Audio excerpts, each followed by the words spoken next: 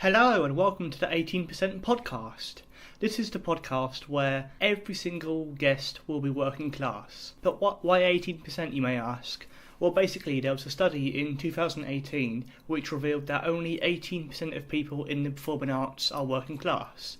So I thought, I'm a working class comedian, so I'm going to set up something which showcases those people. Today's guest is the wonderfully talented comedian Jordan Gray. Jordan is one of my favourite people ever. I think she's great, and I had a lot of fun recording this chat to her, and I think you'll have fun listening to it. We continued our little tour of places to record, and this one was actually recorded in the studio of Phoenix FM, but not using the studio mics because the second studio was in use. So even though we were in a professional studio, we still had to record it on our little Tascam anyway, which, I mean, it's silly, but there we go, that's what we did. So there are some bits in this podcast where you can hear doors and people coming in and out in the background. Very, not massively, I don't think it's incredibly intrusive. It's just what it is, but I thought I'd let you know. I hope you all enjoyed your New Year's celebrations, and thank you so much for your support last year. And yeah, 2019, here we go. Let's kick it off with Jordan Gray.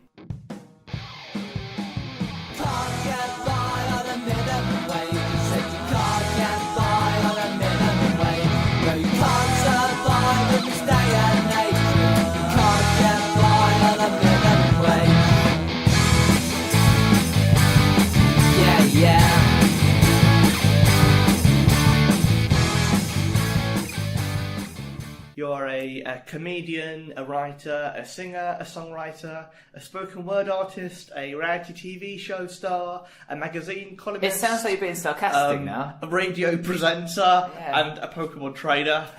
I'm not being sarcastic, apart from the ones I don't think you're very good at. Thank you very much for listing my accolades like that. I realise now, the way when you list them like that, maybe I should take them off of my Twitter page and just have comedian. But you're very good. You're very good on the piano, and you're a very good singer. You're a very good songwriter. Thank you. I'd like to think maybe my old act as Tall Dark Friend might end up being my sort of childish Gambino in the future. Maybe I'll get to do both, but it's not actually the focus. Let's go back a bit, so people who might not know you. But for about 10 years you were a musician? Was it 10 years? Yeah, 10 years. I was a pop singer, and I went under the stage name Tall Dark Friend, which doesn't sound like a solo artist, but it is, because I was. And it was just very pretentious. It was a little bit. The music was alright.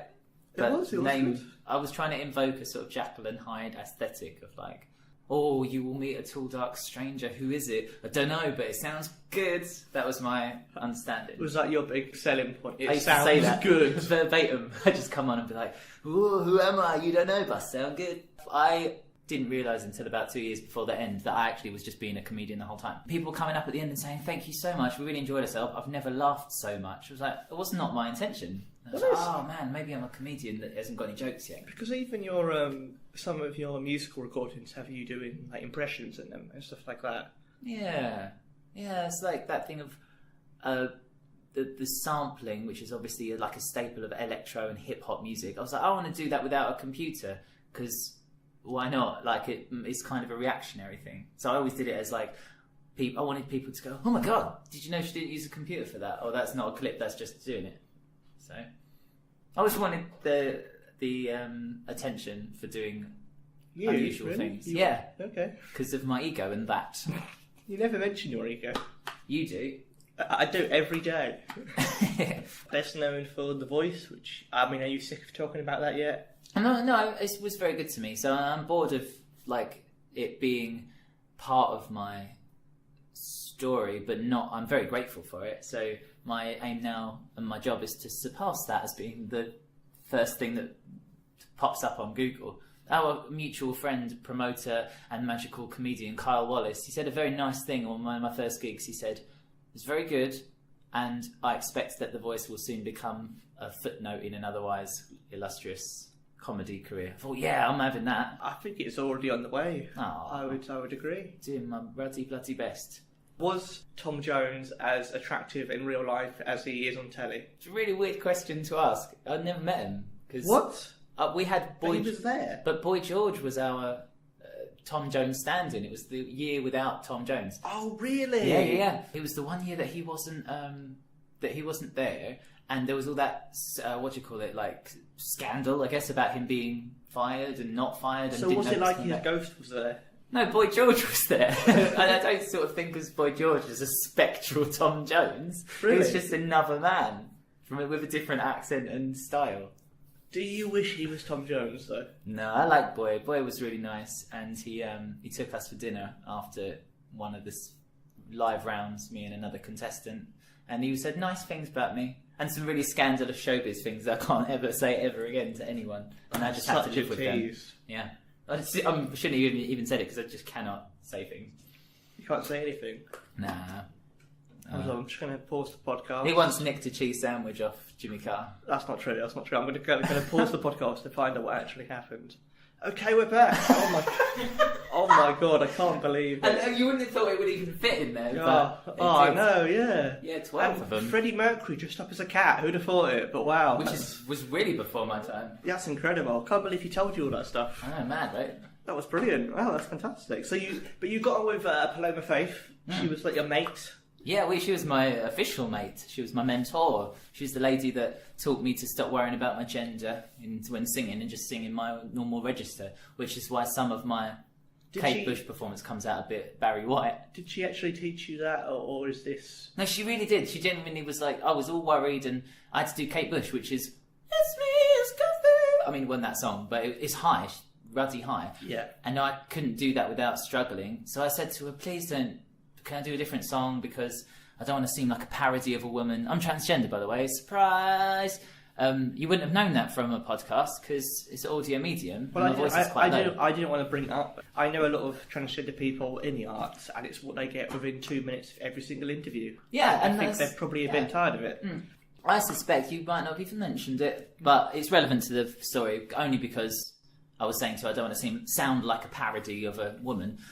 And she's like, just sing in your own register, and it came across very authentic, and I sang a bit lower, which is nice. Oh. So yeah, she was actually a mentor, and now I'm sort of nice mate. Popped up in her last music video. You did, yeah, and you're still in touch and stuff. Yeah, I speak to her a fair bit. Boy, sometimes send him little messages once in a while. He's very obliging, very sweet. He sent me some idents for my radio show that came through to my phone in the form of videos of his feet in a hotel room and just his voice, because he didn't know how to just use the record, so he just used the video function. It was just his feet. Is this an exclusive for the podcast? I might have mentioned it. They're certainly on the extraordinaire show every Sunday from 4 to 6. Yeah, George's feet is just my logo. I mean, fair enough. I mean, someone's got to use it. Yeah. Before we go to the jump into comedy, how did you first get into music then? I came into music. I never questioned it, so it was never a choice. I literally, my one and only scout badge I ever got was for singing. None of the knot tie and cat firelighting, just singing. I didn't even know that was a scout badge. It's a mix of music and drama, so you can get it if you do a song live or do it if you do an act or a play. Which song did you do? It was I'd like to teach the world to sing in perfect harmony. You know that one? I'd like to hold it in my... I'm going to do the full rendition now. No. That's good. It's a good choice. Yeah, Did it go down well? It killed. Smashed it. I've got a badge, mate. So I've got empirical evidence of how well it went. That's basically payment, isn't it? If you want to question the institution of the Scouts. No, not at all. Not at all. I'm glad you got that badge. Yeah. And you're still wearing it today. Yeah. I did that, and then never questioned it. So all the way through school, never studied music because I didn't want to be square. And then all my friends that did study music and got good went off to study at uni. And I no longer had any friends around, so I was like, oh no, now I'm going to have to just be a solo musician, because I was in and out of bands and stuff as a teenager. So was that like at 16, 18? 18, yeah, until then. Grindcore, which is essentially sort of a very technical death metal, and then an acoustic trio called Offshore. Offshore? Oh, I remember we just sang loads of songs that were all about beaches and stuff. It was all sort of acoustic tropical music. Oh man, it's really good. That's quite in nowadays. I think you're ahead of your time. Yeah. Oh, it sucks to be ahead of your time. Yeah, you were. Like Da Vinci. No, who cut his ear off? Da Vinci is right. Yeah. Is that right? Starry, starry night. Vincent Van Gogh. It was Vincent Van Gogh. Gosh. I don't know much about rich painters from the past. It's not really my even though he wasn't rich. Was he the one who he died and then he became rich? Yeah, Van Gogh essentially died penniless. I think he sold one portrait. I kind of think that's going to be my career. That's what I'm expecting. I'll tell you what it is. It's because you've got to stop painting and start doing comedy. My like you keep telling paintings are everyone. beautiful, Jordan. I use all the best potato prints. Oh no, it's like Starchy Art by Tom Mayhew. That's adorable. Can I buy one? Can I buy the one and only one that ever sells? Yeah, before you can. cut off your ear? Yeah, sure, why not? Nice. Did you know they're making a film with Willem Dafoe as Vincent Van Gogh? Is that just because it rhymes? Maybe. I don't know what the state of Hollywood nepotism is like nowadays, but that is true. I didn't just say that because it rhymes, and I think we should all check it out. I'm not sure why I'm plugging it. No ties to that whatsoever. Would you want to do something like that as well? Maybe Jordan Gray could play the footballer Leroy Sané. Jeez, no, I don't even know what that is. Is that a thing? You can be. Do you want to be Leroy Sané? I want to be in the next 50 Shades of Grey film just because of my name, and it'd be called 50 Shades for Me. It's just me doing slightly different poses and slightly different accents. I mean, I would watch that. Yeah. I haven't seen any of the other films, but I would watch that. How many can there be? 12? Yeah. Well, yeah, there There's can not. be. No. There can be as many as they want, as long as it keeps making money. Yeah, and that's a shame. What was your upbringing like then? Because you were a musician at 18, but you said you didn't go to university. Were you from a very academic family? Not an academic family, but certainly my father is a very is an intelligent man, not like a academic kind, but very amazing. What do you call it? Lateral thinker, linear thinker, people that think outside the box. And my mother, just an intelligent woman. Again, not a university graduate or anything like that, but they both ran businesses. And my brother and sister, both younger, both done very well. One went to uni to study photography, and the other one is a very accomplished salesman. I was always just given license to be creative, which is amazing to have that kind of support. They were always very supportive then? Very supportive. They were never like, what's this, what are you doing? Never questioned the art, but my father still to this day is like, well, you do know you need to eventually get a real job. Because he doesn't. Really? Yeah, and even when he sees the success, and then when it dwindles down, he's like, maybe you should think about saving and save. I'm like, I live in a generation where, as far as I know, that's not going to happen. I can't save and achieve the things I need to achieve. It's not going to happen. I can't save a penny. But he's not from that time. He's from up north, from a different time where that was the ambition was to save. And it's kind of a generational thing, isn't it? They sort of basically say, why don't you do what we did 40 years ago? Yeah. But they don't realise that the world we're in now, we can't do that. It doesn't exist. Exactly, and we get millennials and Generation kind of Z. I don't think people realise there's another thing now after millennials. We're millennials, you and I. I don't like either of those phrases because I've always just heard them in a very derogatory way. Right, and that ties into what I'm saying. It's like that cliche of a lot of millennials having jobs that 40 years ago didn't exist, social media influencer and these kind of things. But from another viewpoint, isn't that just people trying to carve out some morsel of a living in a world that's changing really fast? Yeah, and it's because other jobs that did exist 40 years ago, like being a miner, that doesn't exist anymore. You don't get paid for being a child, Tom. That's just not... No, I meant like being... one of Jordan's classic jokes. One of my little quips. Yeah, exactly. They've outsourced to bloody robots. Oh, yeah. That's so true. I say that like ironically. That's just true. Like in 15 years, I think most manual labour is going to be robotic. Do you think in 15 years there'll be a robot Jordan Gray? I will be that. Yeah, I'm going to augment myself. I can imagine you doing that. Everyone seems to think, maybe this is a generalisation, that we're all kind of morphing into this one superorganism where we're already kind of plugged into this system by the way we input data and tell everybody where we are all the time, and the superorganism. And I don't think that's such a bad thing, so long as going into it we've got good intentions, so we influence the rest. And then there's people that don't want that to happen. They don't want the singularity to happen, and they're fighting like Terminator style. Terminator? Yeah, but I'm gonna be a machine. I'm gonna be a comedy machine. Is that your one goal in life, to be a comedy robot? Yeah, definitely. I think, I'll be honest, mate, I reeled off the list of all the things you've done. Yeah. I think you've already got enough of a niche without having to be a comedy robot. I think you're already doing all right. Do you think maybe that's because you're being so narrow-minded, Tom, that you're seeing robot as some kind of fashion statement? It's not a choice, Tom. If I need to augment myself to live longer, which you would, because that's the only way to do that, I'm going to do it. And I'm going to be there. You're going to be all frail and not a robot. How does your fiance feel about this? We've yet to discuss it. You probably should, mate. She'll lump it, won't she?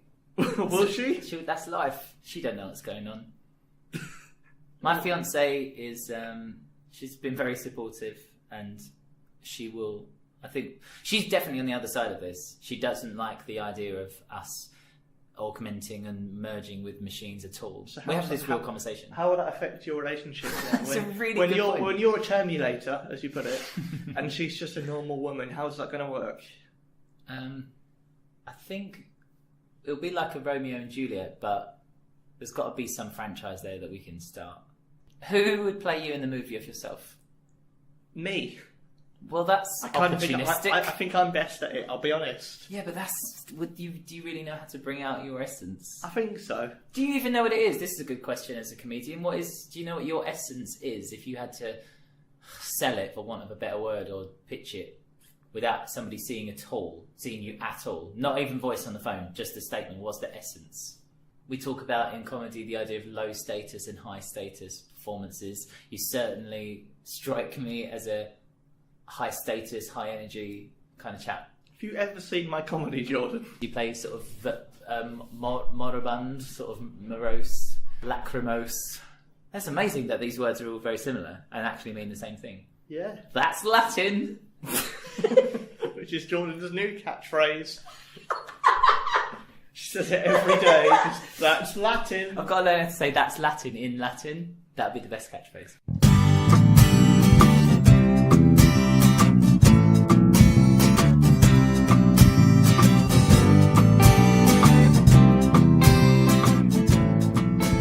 Let's take it back to you then, because you've just recently done your first hour in Edinburgh. I did. It's called People Change, because we do, don't we? Us certainly have. Yeah, you've changed more than most people, and if you're going to be a robot, you may as well do People Change 2 next year, I believe.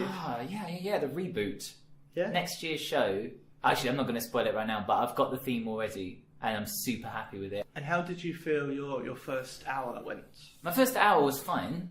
I enjoyed the struggle, and it built, and it was good. And then the last week of Fringe, I ended up scattering off to do different shows that have made my 2019 possible already, which is really cool.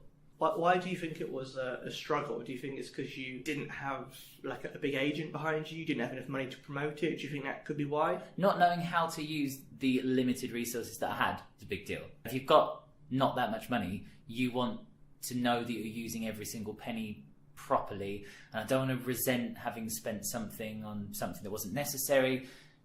And if your advice from people, like the people that you're paying, if the justification for getting them is coming from them, obviously it's all going to be roses and sunshine and rainbows. Like, oh, of course you need PR, it's this wonderful, But to do this, well, you're just very good at selling yourself. So well done.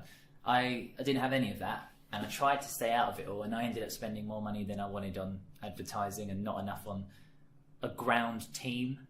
You know, that money, you just throw it and it kind of disappears into the ethos. You think, God damn, at least if I could put that into someone else's hand, I'd get that experience of, we're building something together. We didn't just go to a faceless... Well, I think that's kind of the really scary thing about Edinburgh, is that you do just throw money up in the air, and there's no tangible way of working out how much of that money you've earned back by doing that. Yeah. Like, there's no system that goes, you spent 500 and you made £20, but there's nothing like that. So you've no idea if these people came because you spent 500, or if they came just because they saw your face in the street and went, oh, what's that? I want to go see them do comedy. It could, exactly. You know.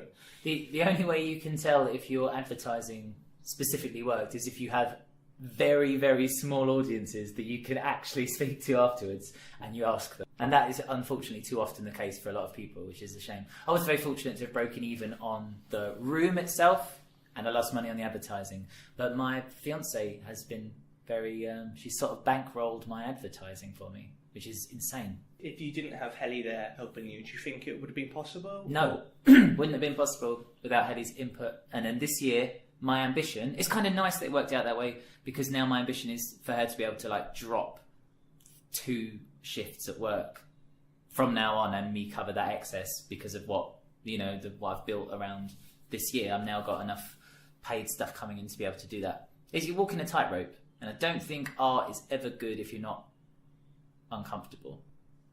And financially, it doesn't feel very nice, but yeah, good art comes from necessity, and I don't know how far you can pull that string before it becomes not possible anymore. That's maybe I think I've probably been quite fortunate there. You're such a unique, interesting performer who's sort of talking about things that the vast majority of shows in Edinburgh don't even touch upon. But then you're there as someone who's, as you say, you're transgender, you used to be a musician, you've been on reality TV, you've done this, you play music. But even then, it was a struggle for you to be able to just do Edinburgh anyway. Yeah. Because reality TV is a bit of a myth that is TV. That's not TV land. That's people skirting the outside of TV land. There's not money to be made in reality TV. I made a fair bit from The Voice when I read the live shows, and that's because of the practicality of you being away from a week from work. But no, there's not crazy money, and appearances are not fantastic. It's what they lead to, and I've been fortunate. If you can network, then I think you can offset some of your costs sometimes. Because I kind of feel especially in music and comedy, people sort of feel like, oh, you get to telly, and then that's it. That's you crossing over that threshold, and then the money just spirals, and you make loads of money. But then from your experience, you did telly, and it was still like a fucking fight to be able to afford to do Edinburgh. It's total. So you couldn't have done that off your own back. Yeah, even though you've done all this telly, you've done all this stuff. Yeah, I'm in that weird situation, and I complain, and I have to stop myself every time. I have to go and play corporate music events to pay for my comedy, which is like, oh, boo-hoo, I get to be creative. But it's not what I want to do. And I'm there sort of empty, soulless thing, but I could be mining next to a robot, and it would be horrible. So the point is, it's not an in. My favourite comedians, a lot of them did pop or rock music before they were comedians. Ricky Gervais was a failed pop star by his own... it's part of his story. That David Brent Life on the Road, it takes from some really amazing real-life stories of his. And yeah, T-Rex, man. T-Rex, not comedians, but they would play Top of the Pops and then get the train home. Because it's just who's in charge of the tube. It's like 300, like when they get them into that little narrow corridor so they can kill them off. That's your life. It's like 300. It is, in a way, and I will not have a bad word spoken against me. No, that's fair enough. I don't know if that's an expression. Did you think, when you were doing well on The Voice, did you think, okay, this is it, I'm going to do The Voice, I'm in the last 8, I'm going to be a pop star now, I'm going to make lots of money, this is my future? I thought that the next single would be easier to sell, but the news cycle is faster than I even thought, and it's getting faster. I think if you look at the brain of... this is really cool that there's so many parallels to what we were just talking to. If you look at the brain of somebody from 40 years ago under a scanner and the brain of a preteen now, it's completely shaped differently to receive information. They just need so much more stimulus. So the news cycle is going faster and faster and faster. And unless you capitalise on something at the peak, it's washed away. It was still a very expensive process to bring out a single, and it was not worth it in a million years. And I don't regret it, because it meant I decided I wanted to do comedy, but it would have been nicer to have saved some of that money and still had that realisation. And was it a lot of your own money? Yes, or everything I earned on The Voice, plus borrowing from mum and dad and other places and trying to make stuff up. And it just, nothing, all went to a record company and a promo. Didn't make any, it made some money back, but it went to the record company. That's fascinating, because from the outside looking in, I think that was before I knew you, and I just knew you as someone who was on The Voice, and I was a fan. And so I would be like, oh, Jordan's got a record deal, that means that this record company's paid for her to release this. But then it wasn't that, it was you paying them to release it. A record company, like a good label, they, it's a label. They usually cover stuff off their back, and they did. They covered a fair bit of it, and I covered some of the rest. But you get an exclusive arrangement. I can't remember what it's called, but basically until they make everything they've spent back, you won't make a penny. It's not a 60-40 split type thing. And that's pretty standard. That's why pop singers nowadays, they're tied to these ridiculous 5-album contracts because they need to make the money back that they've spent. And they'll live wonderfully lavish lifestyles, but with no, they're cash poor and fame rich or whatever. So they can get a seat in any restaurant and they wouldn't be able to afford to pay for the meal if it wasn't being comped. It's a very weird life. That's unbelievable. Yeah. So unless you're doing everything independently, it's there's not a lot of, you just don't see the money. How did that sort of feel for you when you'd been on The Voice, you'd had all this success, and you felt like, okay, this is me reaching the peak of what I've done so far. You put all the money into that song, and then it didn't go as well as you thought. In retrospect, it made perfect sense that it wasn't going to work, because when that kind of money's on the table, you suddenly go, oh no, right, we need to make this money back. Okay, how do we make money back? Right, the safest way to do it, which is the worst sentence you can ever internalise as an artist, the safest way is to ask what people want. Let's give the people what they want. Oh, it turned out shit, because everybody wants the same thing. Oh no, how did that happen? So it felt horrible, because after all that, I also just brought out this homogenous dance pop track that's fine, and if you got it tattooed on your arm, I'm really sorry. Like, I still like it as a song. A handful of people have had my face and lyrics and things tattooed on them from that period of time. Wow. And I have to kind of make sure I distance my disdain for the process from my love of music. And I love the songs; they're cool. I love the lyrics and the meaning and stuff. But I just the industry's horrible. So it felt horrible, and because it's a really arbitrary thing, it's like, oh, we hit top 100, I'll be happy, or if we hit top 40, I'll be happy. And we didn't hit either of those. So it's like, right, that's it. So December 2016, I just came home from the studio one day after they'd not picked up the option for an album, which is part of the contract. They were like, we didn't make enough, sorry. And I was like, right, well, I'm empty. So I just walked out in front of a car, which is, I used to say stupid, as my fiance very properly corrected me, that's not stupid, that's selfish as fuck. That's the most selfish thing you can do. Luckily, I misjudged it by like 400 yards, so it just slowly ground to a halt. It didn't even beat. It literally was the most insulting, like over the gravel, and then it was just like, let me past. I think in the film of your life, that will be a very funny moment where in your head you're really building yourself up. I'm going to do it, and then the car just goes. It was like just slowly rose past, and you just feel like, oh, I can't even do that right. That was it. It felt exactly like that. And that moment, I was like, oh right, it's all a joke. I want to be in on this joke. I'm going to be a stand-up comedian. It was as movie-like as that. But then that was the turning point. Then that was the turning point. That was the thing. Just then, I was like, oh man, this is cosmically hilarious. But then I didn't do anything back for like 3 months. But in the movie, it would be instant, and I'd just walk into an open mic and be like, right, I'm all like wet from the rain. Did you hear the one about the failed musician? And then the credits will roll up the screen. But really, it was months and months of study in the front row of comedy clubs. Well, but you sort of, I think that's really interesting, because you were sort of, it felt like you thought it was the end of your life, but it wasn't really the end of your life. It was just the end of that chapter. Yeah, my heart can't have been in it. Otherwise, it would have. I don't fail at things. I'm very good at things. I don't consider that single to be a failure, because it achieved exactly what we wanted. That's the thing, though. In the grand scheme of things, you go, oh, it's not top 40, I'm a failure. Yeah. But there's plenty of musicians out there who would kill to have a tattoo of their face on someone's arm, to have people still listen to that song this week, people still know the lyrics. Yeah, I was just selfish. It's just incredibly selfish, and comedy's made me step back a million times, and it feels amazing. I feel like a new person. It's really cool. I just hope that absolves me from any of the selfishness of... Well, I never affected anyone with my selfishness. It was more that I probably could have been contributing more at the time to better causes than my own ego. And comedy's kind of a way to repackage all of that into and give something back. I don't even mean that. I mean that ironically. It's more for me than for anybody else, but it would be nice if the offshoot of that was the other people who are enjoying it as well.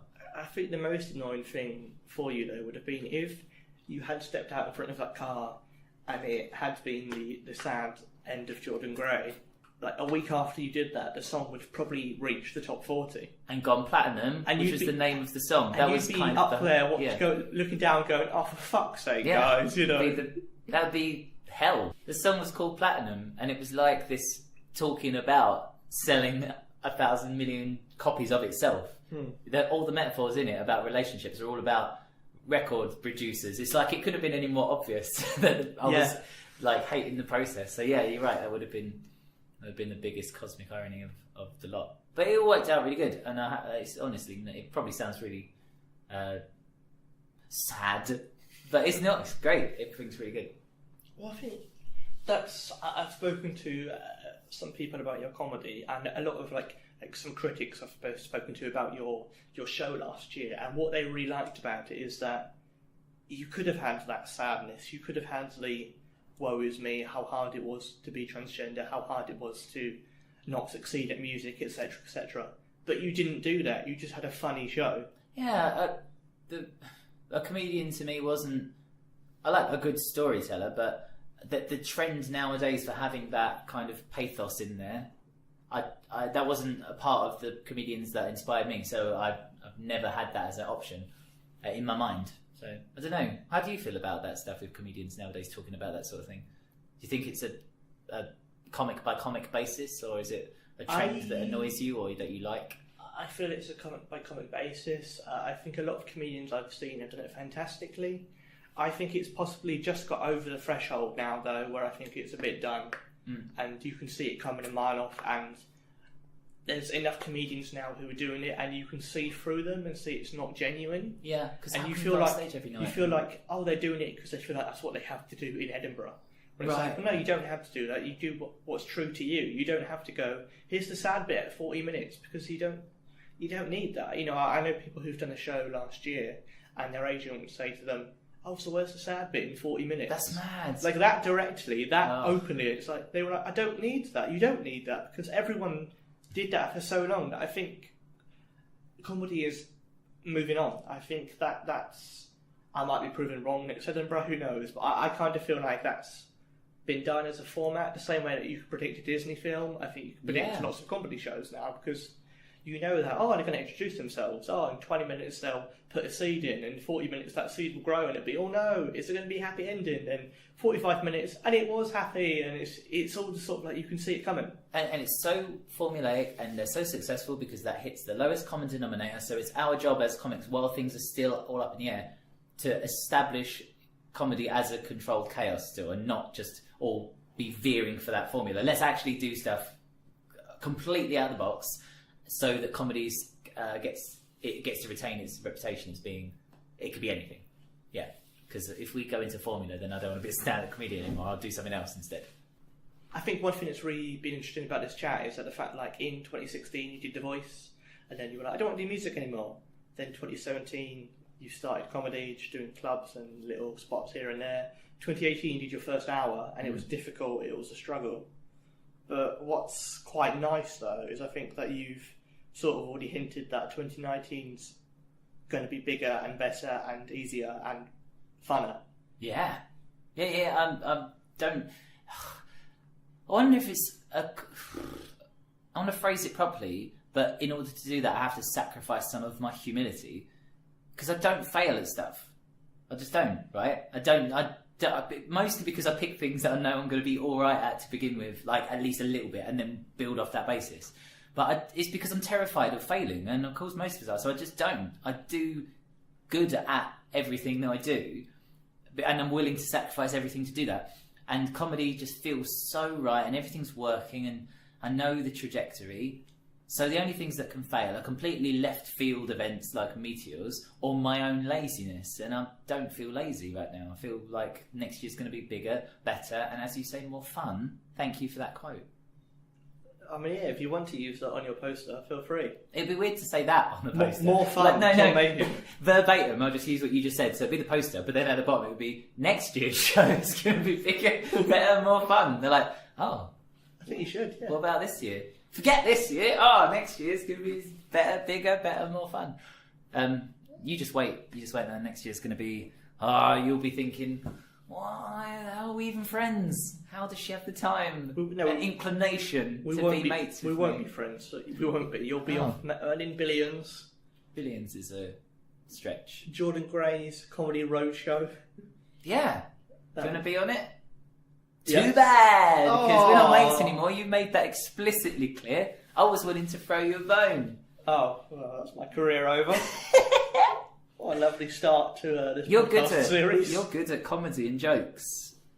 Can I quote that? Yeah, I was throwing that out there. You're good at comedy and jokes. I've made a distinction between the two, because as we said, comedy nowadays does tend to have that sad last 20 minutes. So it's not necessarily all about the laughs. I mean, in 2017, my whole show was quite sad. It was funny sad. It kind of undermined the whole concept, just made it all sad. Your show was like a desdanza, which I believe is a Spanish, or at least Spanish Mediterranean word for a sad dance. It's a word for a sad dance. Isn't that amazing? That's not even a thing. Who dances sad? But you do. I do dance sad. You little lachrymose marionette. Your little ways. Your little wooden tears. Wooden tears. That's how I see you. I see you as a producer of wooden tears. You like the way sap comes out of a tree. The tears just kind of roll out of your hollow, gaunt, expressionless face.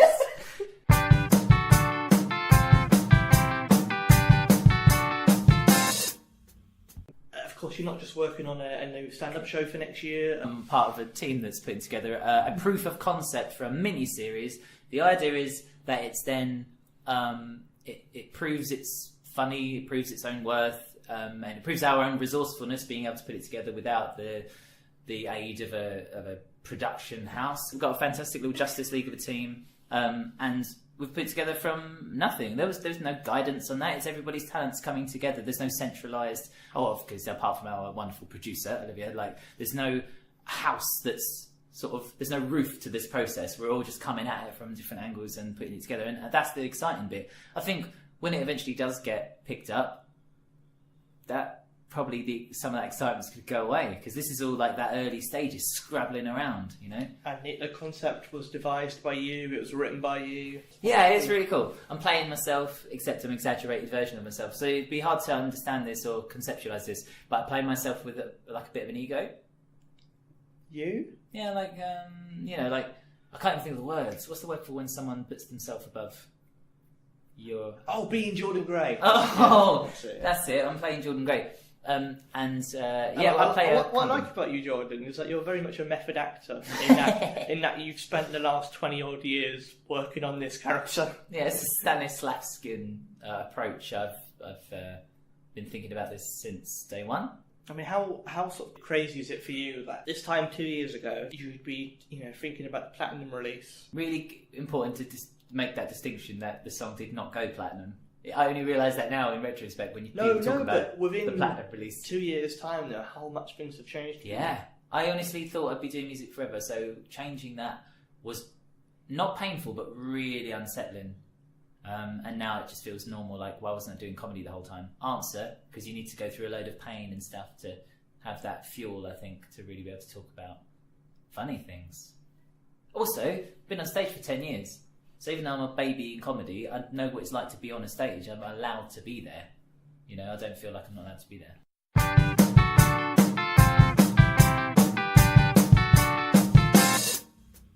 What sort of background did your parents have? Were they well educated? Did they go to university? What sort of things did they do? I don't think either of my parents attended university. My mother did a vocational college. I think they both did vocational courses. Is that right? Like my father went into steel. My mother kind of did everything. God, she was a hairdresser and a security guard, and she worked for Disney at one point. It was really cool. Point is, there was always little odd things. Never climbing the corporate ladder. My father's reached quite a comfortable place now that he's quite happy in. In a way, your mum doing all those jobs, you've kind of taken after her now. Yeah, with your long CV. Yeah, I like the resourcefulness. I think it's good, and that tenacity. I learned that from both of them. We didn't. we didn't want for much, but then I think it's because we were very well brought up, because we also didn't have much. So that's a nice thing to remember. Be like, oh, I don't remember having a lot, but not also wanting a lot. Like, playtime was all like drawing stuff. I was drawing schematics for robots and stuff, like, it's for as long as I can remember. It was my favourite thing, was to draw like inventions and stuff that I was going to make one day. Never got around to any of them, yeah. So failed on that front, I suppose. But I think maybe there could be something in that being good for like encouraging your creativity though, because you didn't have. Nowadays, kids would have like a high-tech games console, but if kids can't afford that, they're forced to go, I'm going to sit down and draw, I'm going to write, I'm going to read, I'm going to do these things. It's like, I think it's something like the brain can only process like 20 bits of information at a time, and a modern device with all that sound and colour, that takes up all of them. You know, they don't know what's going on around them when they see that. So think having all those free sort of memory sockets like live when you're a kid, and you're like, well, I've got to fill them with something. So it's a necessity that you create, and you find little corners of the house, and you do things, and you give names to animals and stories to things. And yeah, like, it's a little bit sickening that that's not as much of a thing now. So I hope there's parents out there encouraging their kids to go get lost in the loft and stuff. But God, it's got to be so much easier, and now very cheap, to just hand them a thing. Because the stuff that is available now, we wouldn't have had as a kid. So we may be thinking, oh God, that's really expensive, but it's really not comparatively with inflation and all that. It's still, you know, I don't know. Yeah, it was all about creating stuff and then getting praised for creating new stuff. So then when it came time to make music and make a little jingle, I mean, that's derivative, but I'd make it, and Mum would be like, wow, yeah, well done, that's amazing, go and do another one. And then 7 albums later, I'm like, oh, where's that dopamine hit? Where's that sweet hit? Oh, I made a joke, people are laughing. Yeah, that's it, that's my mother and father's love coming back at me through the prism of other people's eyes and synapses. That's lovely, that's really beautiful. I'm a very deep individual. I don't know why you never get that through your thick skull.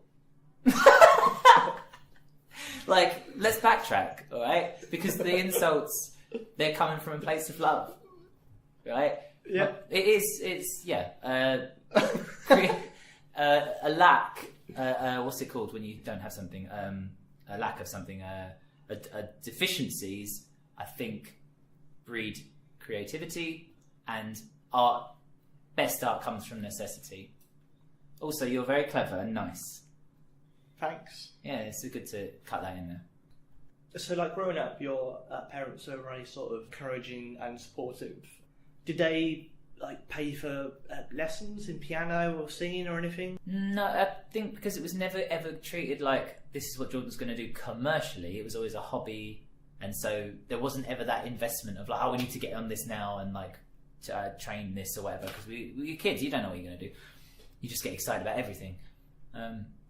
But for a very short time, I went and saw a singing instructor lady when I was about 8 years old, called Maria Boozy. Oh, I hope she's still alive and listening. And she was a Cher impersonator, so she had all this amazing energy. Wow, she sounds great. Yeah, so I got into Cher through her, and like, but it was a brief sort of time, and I learned the main thing I learned from her was about putting the meaning into words. Like, if you sing the word loud, sing it louder, and if you sing in the word quiet, kind of put a little whisper on there, and just convey emotion. And that's, I wasn't with her for very long, but I remember that even to this day when I'm doing a cover, I'm like, read every single noun and put a bit of that flavour onto every word. Sometimes it sounds ridiculous if you overdo it. Right, point is, no, wasn't tutored, and I think maybe for the best, because I know a lot of people that play the piano and they had lessons and now they hate the piano, and that probably is not conducive to a career in music. Like, so you taught yourself piano? Yeah, I was really sick for about 5 years, maybe 4 years, like housebound and then out for a bit and then housebound sick. And a well-wishing family friend bought me a electric keyboard from like Toys R Us, so I sat and learned how to play that. I was like 18 when I started teaching. I wasn't a kid, didn't learn piano from when I was a kid.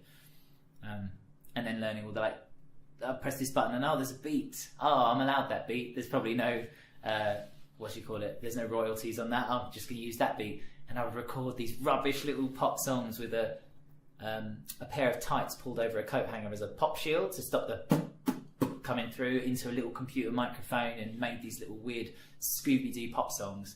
And I think it was getting all the shit out. And then you're like, right, now throw those in the bin and now start doing some music. And that's what happened.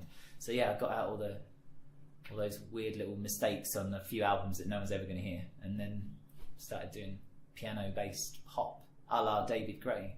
The early stuff was all very David. But how do you sort of feel, coming from the background you've come from, how do you feel that has impacted on your career and, you know, both from the start as a musician and now as a comedian? Like how do you think that could have mixed things up? If I had had more money as a child, a teenager, and going into music, I would be a far more commercially successful musician now, and my music would be shit. Like, exclusively from start to finish, it would just be, well, it doesn't have to earn its place. It doesn't have to be good enough that strangers come out of nowhere to buy it. It's just down the line, homogenous pop, the best producers, people writing it for me, wouldn't have ever stretched those muscles.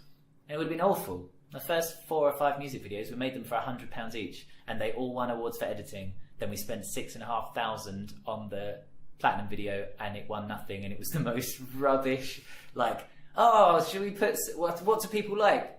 Big cars, get one of them. Tits, yes please. Oh, a bunch of school kids throwing their homework up in slow motion to show, like, emancipation from a patriarchal society. Yeah, that works perfectly next to some tits. So the point is that, yeah, with money, you lose. Well, you just don't need to be creative. Creativity is a biological process. When you're in the gym and you lift a weight that's too big for you, your brain has to kick in with something called activation energy to make you do it, and it uses that in very sparingly, because we don't have that much every day.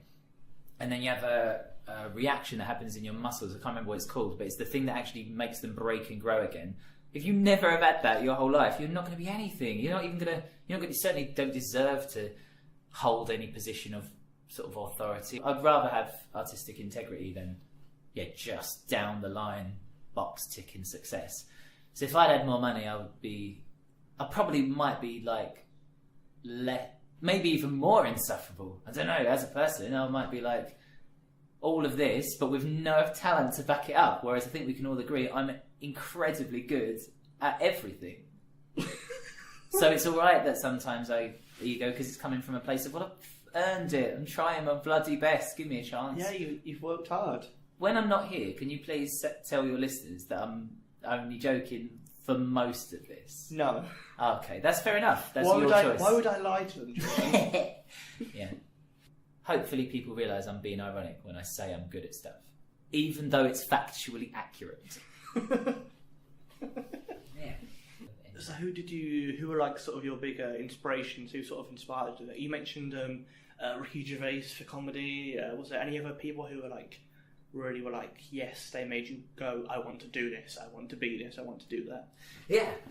Well, comedy-wise, certainly, but that's like the second half of my life. So I think comedians, they have to be personable. They can't be bigger.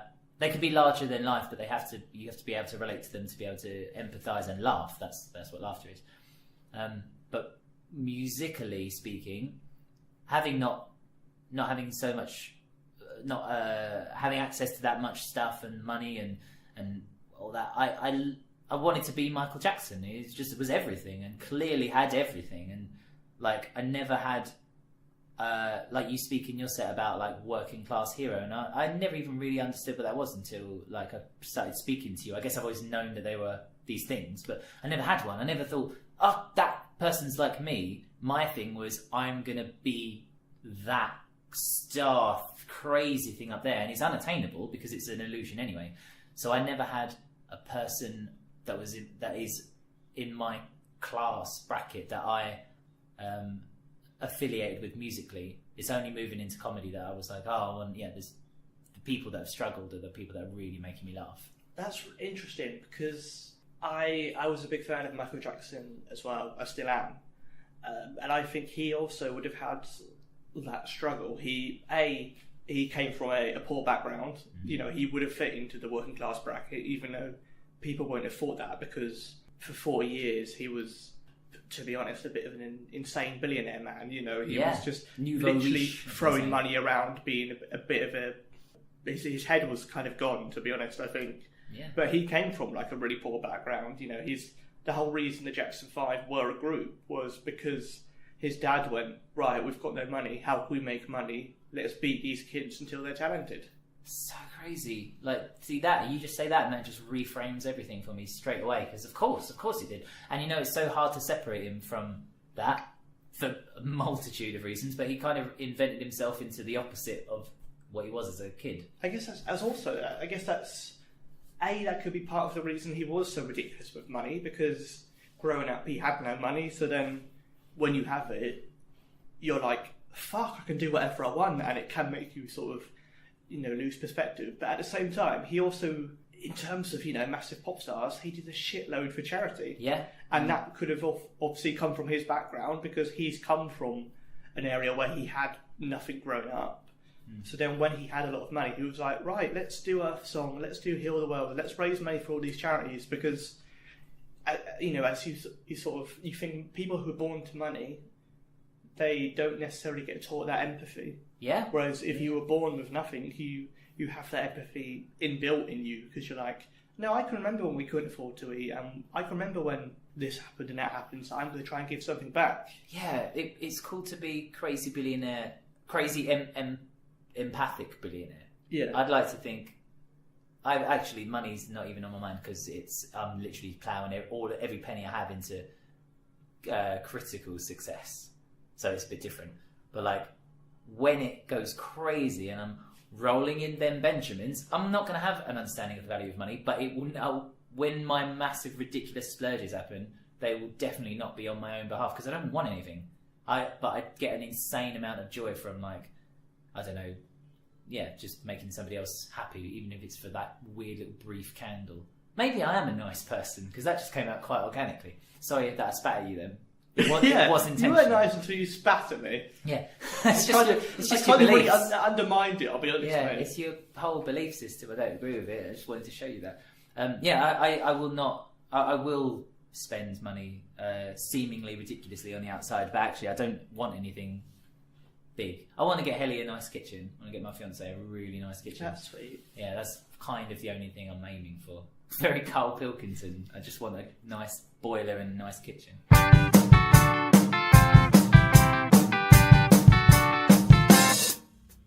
That was Jordan. She's great.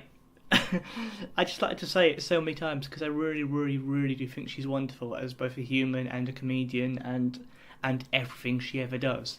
If you enjoyed the episode, which I really hope you did, then please go to YouTube and type in Tall Dark Friend, and you'll be able to watch the first episode of a comedy web series that actually was written and starring Jordan. It was produced by our podcast producer Olivia Phipps, and I'm in there a bit. But watch it for Jordan's great writing, because she's amazing. Thank you again for listening, and we'll see you again next week.